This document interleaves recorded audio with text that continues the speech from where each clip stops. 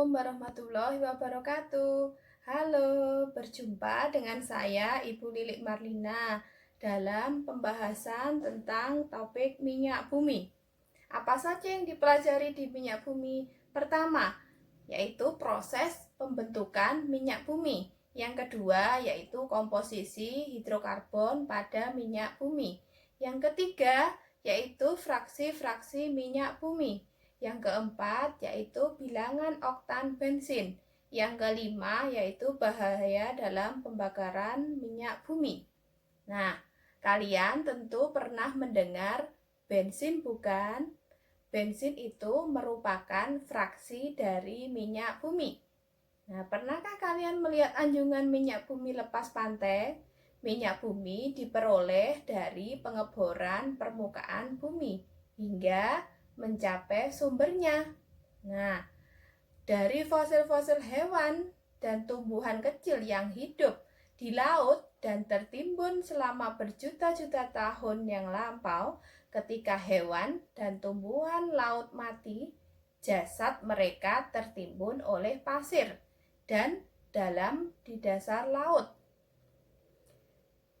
Akibat tekanan dan panas bumi, fosil hewan dan tumbuhan yang terjebak di lapisan batuan secara perlahan berubah menjadi minyak mentah. Nah, sebagian komponen minyak mentah adalah hidrokarbon jenuh, yakni alkana, sikloalkana, dan aromatik. Minyak bumi terdiri atas berbagai campuran fraksi yang terdapat dalam minyak mentah. Fraksi-fraksi dalam minyak bumi itu dihasilkan dengan cara destilasi bertingkat, yaitu pemurnian minyak bumi atau penyulingan minyak bumi berdasarkan kenaikan titik didihnya. Perhatikan gambar di samping. Pada gambar di samping, prinsip pengolahan minyak mentah menggunakan destilasi bertingkat, yaitu di mana fraksi yang memiliki titik didih yang paling rendah akan keluar terlebih dahulu, disusul oleh fraksi yang memiliki titik didih yang lebih tinggi. Pada gambar di samping, fraksi yang memiliki titik didih paling rendah adalah gas petroleum, yakni sekitar 20 derajat Celcius.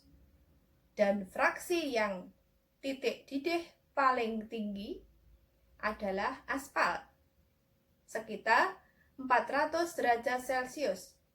Fraksi ini tersisa dalam tabung fraksionasi dan sering digunakan sebagai pengeras jalan. Makin ke bawah tabung fraksionasi, makin tinggi suhu tangki tersebut.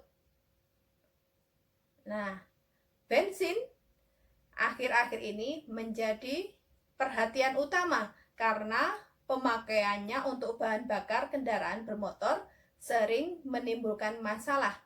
Kualitas bensin ditentukan oleh bilangan oktan, yaitu bilangan yang menunjukkan kualitas bensin, yaitu terdiri dari 20% N-heptana dan 80% isooktana.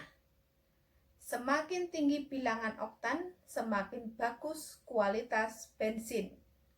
Penambahan zat aditif ke dalam bensin bertujuan untuk mengurangi ketukan dalam meningkatkan bilangan oktan. Zat aditif yang ditambahkan ke dalam bensin biasanya adalah TEL, yaitu tetraetil lead. Rumus molekulnya seperti berikut. Penggunaan TEL dalam bensin akan segera dihentikan. Kenapa? Karena menimbulkan pencemaran udara yang sangat parah. terutama karena pembuangan logam berat timbal (Pb) yang dapat merusak lingkungan. Pb juga dapat merusak peredaran darah.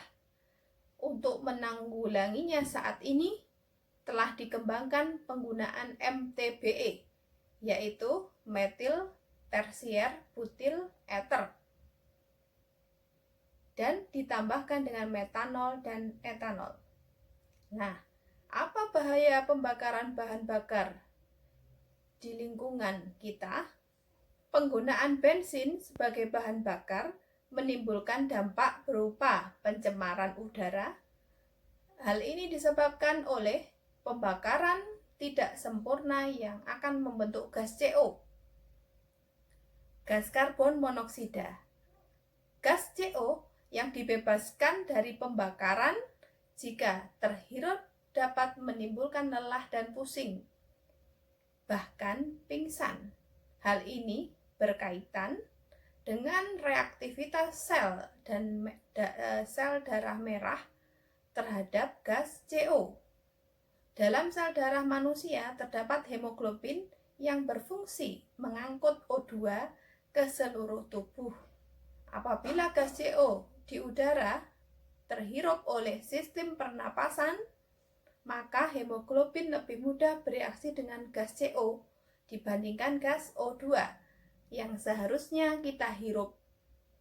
Akibatnya, jaringan tubuh akan kekurangan oksigen.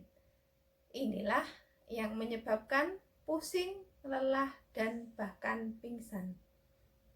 Oke, demikianlah pemaparan dari saya, Ibu Lilik Marlina, tentang materi pembahasan tentang minyak bumi. Sampai berjumpa kembali. Wassalamualaikum warahmatullahi wabarakatuh.